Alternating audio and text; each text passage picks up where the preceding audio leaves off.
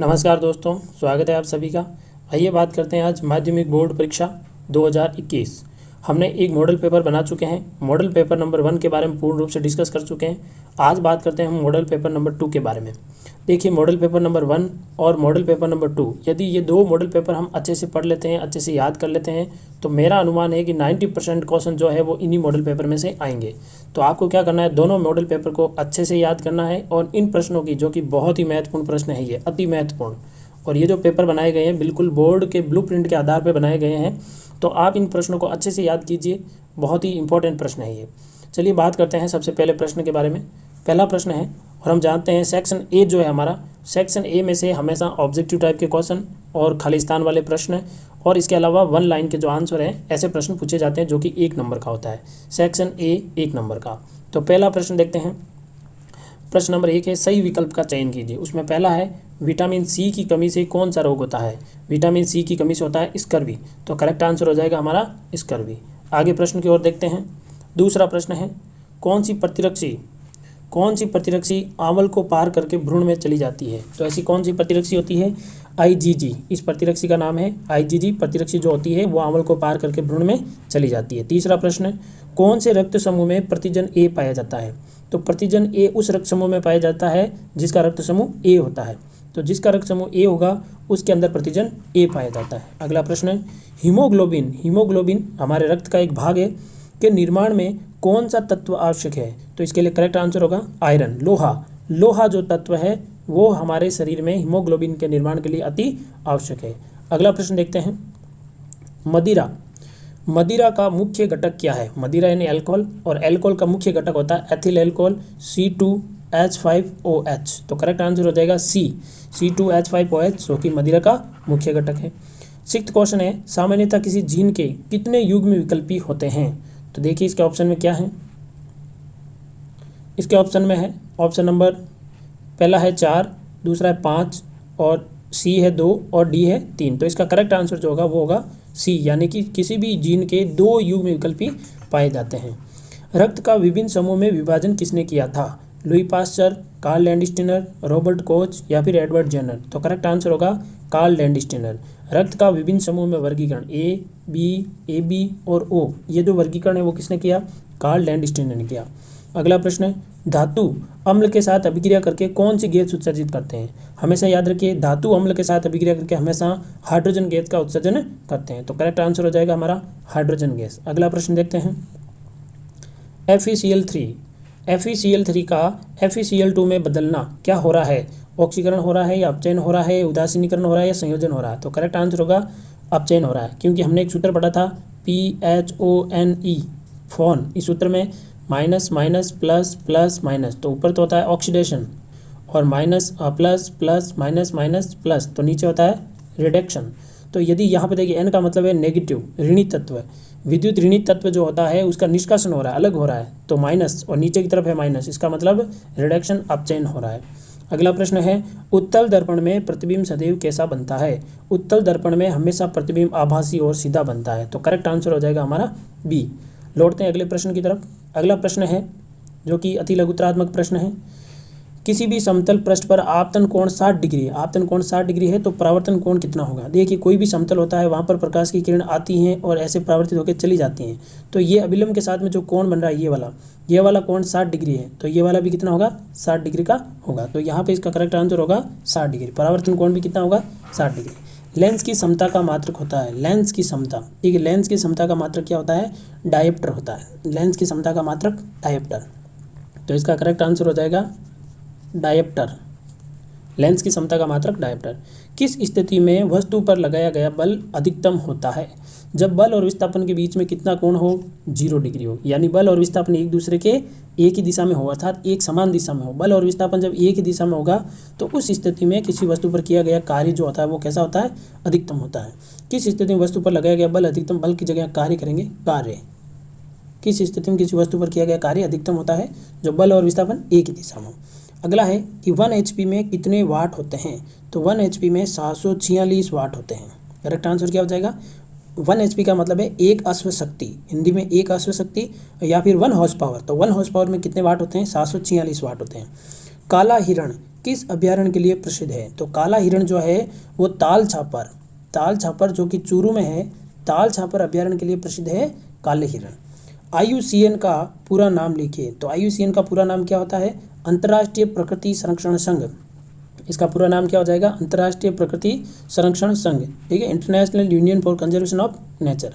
अगला प्रश्न है, भारत के किसी एक स्थानबद्ध प्रजाति का नाम लिखिए। तो स्थानबद्ध प्रजाति में आप चाहो तो लेमूर प्राणी लिख सकते हो, लेमूर प्राणी, या फिर नीलगिरी थार लिख सकते हो, ठीक है, नीलगिरी थार लेमूर प्राणी, ये कैसे आ जाएंगे? स्थानबद्ध प्रजाति में आ जाएंगे। अगला प्रश्न है, रिक्त स्थानों की पूर्ति कीजिए। तो रिक्त स्थानों की पूर्ति देखिए, पहले रिक्त स्थान क्या पूछा हुआ है? पहला पूछा हुआ है, संकटग्रस्त प्रजातियों का रिकॉर्ड जिस पुस्तक में रखा जाता है उसे क्या कहते हैं? हम सब जानते हैं उसे रेड डाटा पुस्तक कहते हैं, रेड डाटा पुस्तक। तो इसका करेक्ट आंसर हो जाएगा रेड डाटा पुस्तक। खालिस्तान, तोते मनुष्य की भाषा बोलते हैं, इस भ्रामक धारणा के कारण इनका शिकार हो रहा है। तो वो तोते कौन से होते हैं? गागरोनी तोते। इसका करेक्ट आंसर हो जाएगा गागरोनी तोते। गागरोनी तोते जो होते हैं उनका शिकार हो रहा है, क्योंकि ऐसा माना जा रहा है कि गागरोनी तोते जो हैं वो मनुष्य की भाषा बोलते हैं, लेकिन ये क्या है? ये भ्रांति है, ऐसा नहीं होता है, ठीक है। तो आंसर इसका खालिस्तान में आ जाएगा गागरोनी तोते। लौटते हैं अगले प्रश्न की तरफ। देखिए सेक्शन बी आ गया है, और सेक्शन बी में पहला प्रश्न पूछा है हमें। सेक्शन बी जो है वो 2 नंबर के प्रश्न है, ध्यान रखिएगा। प्रोटीन कुपोषण किसे कहते हैं? इससे होने वाले किसी एक रोग का नाम लिखिए। तो प्रोटीन की कमी से होने वाले रोग को प्रोटीन कुपोषण कहते हैं, और इसकी कमी से देखिए क्वासिओरकार, ठीक है, क्वासिओरकार रोग लिख सकते हो आप, मेरस्मस रोग लिख सकते हो। अगला प्रश्न है, लक्षण प्ररूप और जीन प्ररूप में क्या अंतर है? लक्षण प्ररूप जो होते हैं किसी भी सजीव की बाह्य प्रतीति होती है, और जीन प्ररूप जो होते हैं वो किसी भी सजीव की आंतरिक संरचना होती है, ये अंतर होता है। धातु की अम्ल के साथ अभिक्रिया का रासायनिक समीकरण लिखिए। तो धातु की अम्ल के साथ अभिक्रिया का, जैसे अम्ल लेते हैं H2SO4, तो H2SO4 की जिंक से करवा दो अभिक्रिया, तो जिंक से करवाएंगे तो क्या बनेगा? ZnSO4 प्लस H2, ये लो अभिक्रिया हो गई। ये हमने धातु की अम्ल के साथ में अभिक्रिया करवा दी। सामाजिक वानिकी क्या है? तो सामाजिक वानिकी क्या है? सामाजिक वानिकी एक वृक्षारोपण की तकनीक है, वृक्षारोपण की तकनीक है जिसमें समाज के लोग जो होते हैं वो विभिन्न प्रकार के कृषि क्षेत्र में वृक्षारोपण किया जा सकता है, स्कूलों में और अस्पतालों में आदि स्थानों पर वृक्षारोपण किया जा सकता है। तो सामाजिक वानिकी एक इस प्रकार की व्यवस्था है जिसमें समाज के लोगों द्वारा विभिन्न स्तरों पर वृक्षारोपण की क्रिया की जाती है, जिसमें समाज के लोगों को जलाऊ लकड़ी है, फल फ्रूट है, चारा है, सभी उपलब्ध हो जाते हैं। अगला है 2 संकटग्रस्त प्रजातियों के उदाहरण लिखिए। संकटग्रस्त प्रजातियों में आप एक गेंडा लिख सकते हैं, गेंडा लिख दीजिए, बाघ लिख दीजिए, गोडावण लिख दीजिए। तो ये संकटग्रस्त प्रजातियों के उदाहरण हैं। लौटते हैं अगले प्रश्न की तरफ। अगला प्रश्न है सुनामी उत्पत्ति का क्या कारण है? तो सुनामी उत्पत्ति का क्या कारण होता है? समुद्र तल में भूकंप आता है, कितना? 7 इकाई से अधिक। समुद्र तल में जो भूकंप आता है 7 इकाई से अधिक का यदि समुद्र तल में भूकंप आता है तो क्या उत्पन्न हो जाएगी? सुनामी उत्पन्न हो जाएगी।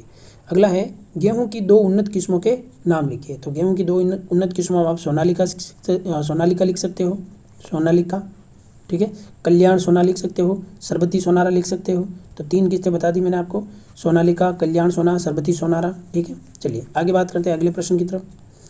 अगला प्रश्न है मिलान कीजिए। देखो परमाणु विज्ञान के पिता है होमी जहांगीर भाभा।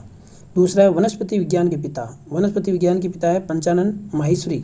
भारत के मिसाइल मैन आप सभी जानते हो डॉक्टर APJ अब्दुल कलाम। और प्लास्टिक सर्जरी के पिता जो हैं वो हैं सुश्रुत। देखिए ये जो है 18वें पार्ट में से आया है जिसमें भारतीय वैज्ञानिकों का परिचय, तो वहाँ से 2 नंबर का प्रश्न पूछा गया। अगले प्रश्न की तरफ लौटते हैं, सेक्शन सी। और सेक्शन सी जो है वो मुख्य रूप से 4 नंबर के प्रश्न पूछे जाते हैं। तो 4 नंबर के प्रश्न में क्या क्या पूछ रहे हैं देखिए, निम्न पर टिप्पणी लिखिए। पहला है रेशम कीट पालन, दूसरा है पशुपालन। तो रेशम कीट पालन बॉम्बिक्स मोरे प्रजाति का कीट पाला जाता है। मैंने आपको वीडियो के थ्रू ये सारे टॉपिक्स पढ़ाए हैं, आप उनको अच्छे से देखिए। अगला है डेयरी उद्योग और उसके अगला है मधुमक्खी पालन। तो ये 2+2 में पूछा जाएगा आपको, 2+2, या तो इसका 2+2 या फिर उसका भी 2+2। तो इस प्रकार अथवा में टिप्पणी पूछ सकता है जो कि 14वें पार्ट में से है, ठीक है। तो ये भी बहुत ही इंपॉर्टेंट प्रश्न है, आप इनकी अच्छे से तैयारी कीजिएगा। अगला प्रश्न है भूकंप का सचित्र वर्णन कीजिए। तो भूकंप उत्पत्ति का कारण वगैरह मैंने सारा आपको समझा दिया है, इससे रिलेटेड मैं और भी वीडियो बना दूंगा। तो भूकंप उत्पत्ति का कारण क्या है? भूकंप उत्पत्ति का कारण है भूगर्भ में होने वाली हलचल, और इसके बारे में कंप्लीटली अपनी बुक में दिया हुआ है, तो वहाँ से याद कीजिए आप, बहुत इंपॉर्टेंट है। या फिर भूकंप नहीं तो ज्वालामुखी का सचित्र वर्णन कीजिए, भूकंप या फिर ज्वालामुखी। आगे बात करते हैं प्रश्न नंबर 22। पंचानन माहेश्वरी का विज्ञान के क्षेत्र में योगदान लिखिए। या तो पंचानन माहेश्वरी का लिखिए अथवा में सीवी रमन का विज्ञान के क्षेत्र में योगदान लिखिए। आप पंचानन माहेश्वरी या फिर सीवी रमन का विज्ञान के क्षेत्र में योगदान लिख सकते हो। तो यहाँ से 4 नंबर का प्रश्न आता है। आगे लौटते हैं अगले प्रश्न की तरफ। अगला प्रश्न है जो कि 19वें पार्ट में से पूछा गया है। प्रश्न क्या देखिए, जैव विविधता संरक्षण हेतु अंतर्राष्ट्रीय और राष्ट्रीय स्तर पर किए गए प्रयास का वर्णन कीजिए। ये चैप्टर भी मैंने आपको अच्छे से वीडियो बना के समझा दिया है, आप वहाँ से देखिए। राष्ट्रीय प्रयास, अंतर्राष्ट्रीय प्रयास, बड़े प्रश्न है, वरना मैं आंसर जरूर बताते हैं आपको। जैव विविधता संरक्षण की विधियों का वर्णन कीजिए। जैव विविधता संरक्षण की 2 विधियाँ हैं, स्वस्थानीय संरक्षण, बहिस्थानीय संरक्षण। अध्याय नंबर 19 में लास्ट के जो पॉइंट है वो पढ़िएगा। अगला प्रश्न आता है सेक्शन डी, और सेक्शन डी जो है वो 5 नंबर के प्रश्न लेता है। यहाँ से सेक्शन डी 5 नंबर के प्रश्न। पहला प्रश्न है अवतल दर्पण द्वारा, 24वां क्वेश्चन, अवतल दर्पण द्वारा किरण चित्र बनाइए जो वस्तु वक्रता के अंदर सी पर हो। आपको अवतल दर्पण बनाना है। अवतल दर्पण इस प्रकार होगा, ठीक है। फोकस दूरी सी और वस्तु को सी पर रख के आपको किरण चित्र बना देना है। तो इस प्रकार अवतल दर्पण पर किरण चित्र बना सकते हो आप। यहाँ पे भी आपको मैंने वीडियो बना के समझा दी, वहाँ से कीजिएगा आप। एक उत्तल दर्पण की फोकस दूरी 30 सेंटीमीटर है। देखिए फोकस दूरी दी हुई 30 सेंटीमीटर। जब भी दर्पण और लेंस से रिलेटेड प्रश्न आते हैं तो जरूर इसका डायग्राम बना के फिर सॉल्व कीजिएगा ऐसे प्रश्नों को। जैसे उत्तल दर्पण पूछा तो आपको उत्तल दर्पण बनाना आना चाहिए, वरना आपका प्रश्न गलत हो जाएगा। क्यों? आप वहाँ पर फोकस दूरी को प्लस लेना है, माइनस ये भूल जाओगे। तो उत्तल दर्पण की फोकस दूरी इस तरफ होती है और फोकस दूरी इस तरफ आती है, तो जो 30 है वो कैसे आएंगे? प्लस के आएंगे, ठीक है। और यहाँ पर आभासी बिंब जो है, आभासी प्रतिबिंब वो दर्पण से 20 सेंटीमीटर दूरी पर बनता है। हमेशा प्रतिबिंब जो है वो भी इधर ही बनता है, राइट हैंड साइड की तरफ। तो ये भी आपको कैसे लेना है? पॉजिटिव लेना है। इससे आपको दर्पण सूत्र लगा देना है। दर्पण सूत्र क्या लगाएंगे हम? देखिए बता रहा हूँ मैं आपको। दर्पण सूत्र लगाना है आपको इस प्रकार, 1/f बराबर 1/v प्लस 1/u। ये दर्पण सूत्र लगा दीजिएगा, आपके आंसर आ जाएंगे। लौटते हैं आगे। देखिए अगला क्या टॉपिक है। अगला प्रश्न पूछ रहा है इसके अथवा में, ये पूछ रहा है उत्तल लेंस से किरण चित्र बनाइए। उत्तल लेंस से किरण चित्र बनाइए जब वस्तु उत्तल लेंस के सम्मुख फोकस पर हो। देखिए उत्तल लेंस पूछती है, उत्तल लेंस का चित्र आना चाहिए आपको। इस प्रकार उत्तल लेंस बनेगा, ठीक है। और वस्तु को फोकस पर रख दीजिएगा। फोकस पर रखकर आप किरण चित्र बना दीजिए। जो प्रकाश की किरणें आएंगी वो अनंत पर मिलती हुई आएगी, ठीक है। अगला है उत्तल लेंस की फोकस दूरी 50 सेंटीमीटर। और उत्तल लेंस की जो फोकस दूरी है हमेशा कैसी होती है? प्लस होती है, ठीक है। तो यहाँ पर आपको जो फोकस दूरी लेनी है वो कैसी लेनी है? प्लस की लेनी है। यदि एक वस्तु इसे 30 सेंटीमीटर दूरी पर रखी हुई है, यहाँ पर u है, और u कितना रखना है? -30, क्योंकि वस्तु को हम किधर रखते हैं? हमेशा लेफ्ट हैंड साइड रखते हैं। तो प्रतिबिंब की स्थिति और प्रकृति ज्ञात करनी है। यहाँ पर आपको v फाइंड आउट करना है और आवर्धन टाइम पता करनी है, ठीक है। ये 5 नंबर का प्रश्न आ जाएगा। यहाँ पर 2 नंबर का, ये 3 नंबर का। आगे लौटते हैं अगले प्रश्न की तरफ। अगला प्रश्न है एक घोड़ा 60 डिग्री के कोण पर 30 न्यूटन बल लगाता हुआ पीछे बंदी गाड़ी को 7.2 किलोमीटर पर आवर की चाल से 1 मिनट तक खींचता है, तो घोड़े द्वारा व्यय की गई शक्ति की गणना कीजिए। यहाँ पर आपके पास में देखिए बल भी है, यहाँ पर आपके पास में थीटा भी है, वो है 60 डिग्री, ठीक है। और बल जो है वो 30 न्यूटन है। यहाँ पर आपके पास में एस नहीं है। क्यों? क्योंकि सूत्र लगाओगे आप, किया गया कार्य बराबर FS कोस थीटा, और यहाँ पर एस नहीं है। एस को आप यहाँ से निकालिए। ये अपनी बुक में 11वें पार्ट का एक उदाहरण है। उस उदाहरण को आप समझिए और इसको सोल्व कीजिए, बहुत आसान है। इसके अथवा में कुछ प्रश्न दिए हुए हैं। अथवा में क्या दिया हुआ है देखिए। अथवा में दिया हुआ है कि एक मशीन 40 किलोग्राम की वस्तु को 10 मीटर ऊंचाई पर ले जाती है, तो किए गए कार्य की गणना कीजिए। एक मशीन 40 किलोग्राम की वस्तु को 10 मीटर ऊंचाई पर ले जाती है, तो किए गए कार्य की गणना कीजिए। तो कार्य जो आएगा वो यहाँ पर कैसे निकालोगे? कार्य W बराबर mgh, किया गया कार्य बराबर स्थिति ऊर्जा। ये फॉर्मूला लगा दीजिए, आंसर आ जाएगा।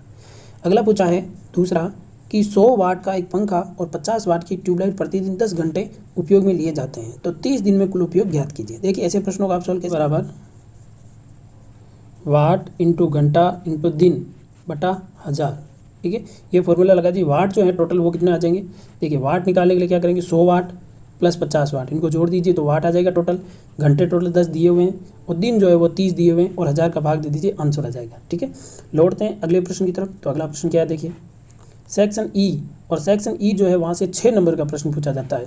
तो सेक्शन ई में से 26वां प्रश्न है नर जनन तंत्र का नामांकित चित्र बनाइए। अपनी बुक में बना हुआ है, मैंने वीडियो भी बनाए हैं, वहाँ से आपको बताया है किस प्रकार बनाना है, तो वहाँ से आप देखिए अच्छे से और बनाइए। अगला प्रश्न इसी के सेकंड नंबर है, इसका सेकंड पार्ट है, वो क्या देखिए। इसका सेकंड पार्ट दिया हुआ है नर जनन तंत्र के द्वितीयक लैंगिक अंगों का संक्षिप्त वर्णन कीजिए। और द्वितीयक लैंगिक अंग कौन से होते हैं? आप उसमें लिख सकते हो शुक्राशय, ठीक है, शुक्रवाहिनी, ठीक है, शुक्रवाहिनी, सीसन, वृषणकोश, ठीक है, और प्रोस्टेट ग्रंथि। तो ये हैं द्वितीयक लैंगिक अंग, जो कि मैंने आपको वीडियो के थ्रू अच्छे से समझाए हैं, तो आप उनको देखिएगा। लौटते हैं अगले प्रश्न की तरफ। देखिए अगला प्रश्न क्या कह रहा है। अगला प्रश्न है, अगला इसके अथवा में श्वसन तंत्र का नामांकित चित्र बनाइए। तो श्वसन तंत्र का चित्र बनाएंगे हम, ये भी हमने वीडियो बनाया है, इसका देखिएगा। श्वसन तंत्र के प्रमुख भागों का वर्णन कीजिए। यहाँ पर आप किस किस का वर्णन करेंगे, फेफड़े और श्वास नली, ठीक है, और श्वसनिका या डायफ्राम कर दीजिए, डायफ्राम, ठीक है, ये 3 चीज़ों का आप वर्णन कर सकते हो। अगला प्रश्न है इसी के अथवा में देखिए, सेकंड चैप्टर से लिए गए, यहाँ से 6 नंबर का प्रश्न आता है। मादा जनन तंत्र का नामांकित चित्र बनाइए, और इसी का अथवा में दिया हुआ है, इसी का सेकंड है, मादा जनन तंत्र के प्रमुख भागों का संक्षिप्त वर्णन कीजिए। तो मादा जनन तंत्र के प्रमुख भाग कौन कौन से लिखोगे आप, एक लिखोगे गर्भाशय, इसके अलावा आप लिखोगे अंडाशय, योनि, ठीक है। तो ये कुछ भागों का आप इस प्रकार वर्णन कर दीजिएगा, ठीक है। अगला है निम्न पर टिप्पणी लिखिए। तो कौन कौन से टिप्पणी मांग रहे हैं, देखिए 5वें पार्ट में से प्रश्न पूछा गया है। निम्न पर टिप्पणी लिखिए, साबुन, अपमार्जक, मिसेल निर्माण। साबुन पे 2 नंबर, अपमार्जक पे 2 नंबर, मिसेल निर्माण पे 2 नंबर। अथवा में आरएनएस की संकल्पना या लुईस संकल्पना, तो 3 नंबर प्लस 3 नंबर। तो इनके मैंने वीडियो बनाई, आप अच्छे से देखिए, वहाँ से आपको समझ में आ जाएगा। अगला प्रश्न पूछा इसी का अथवा में है, निम्न पर फिर टिप्पणी लिखिए। तो क्या क्या पूछा, विरंजक चूर्ण, खाने का सोडा, पीओपी, तीनों पर टिप्पणी लिखनी है। वीडियो बनाए हुए हैं, अच्छे से देखिए। उदाहरण सहित व्याख्या कीजिए। पहला है जैव उत्प्रेरक, उत्प्रेरक वर्धक, उत्प्रेरक विष। 6 चैप्टर में से प्रश्न पूछा गया है। तीव्र अभिक्रिया, मंद अभिक्रिया और विस्थापन अभिक्रिया। इसके बारे में क्या क्या करना आपको, एक तो परिभाषा लिखनी है, परिभाषा, ठीक है, परिभाषा लिखनी है, एक अभिक्रिया लिखनी है, रिएक्शन, इतना सा काम करना और कुछ नहीं करना। देखिए इसी का अथवा फिर लास्ट में दिया हुआ है, इसी का अथवा में धनात्मक उत्प्रेरक, ऋणात्मक उत्प्रेरक और समांगी उत्प्रेरक, ये भी 6 चैप्टर्स में से ही है। तो यहाँ से 6 नंबर का बड़ा प्रश्न आता है। आई होप आपको ये सारी चीज़ें समझ में आई होंगी, आप इनको अच्छे से याद करेंगे। यदि ये सारी चीज़ें आपको अच्छे से समझ में आ गई है और ऐसे वीडियो अपना और सबसे पहले देखने के लिए आप चैनल को जरूर सब्सक्राइब करें। आप चैनल को सब्सक्राइब करेंगे तो सबसे पहले वीडियो आपके पास आएगा, आप वीडियो को देखिए और 10th में आई होप आप अच्छे परसेंटेज बनाएंगे, अच्छे मार्क्स प्राप्त करेंगे। मिलते हैं अगले वीडियो में, तब तक के लिए जय हिंद, जय भारत।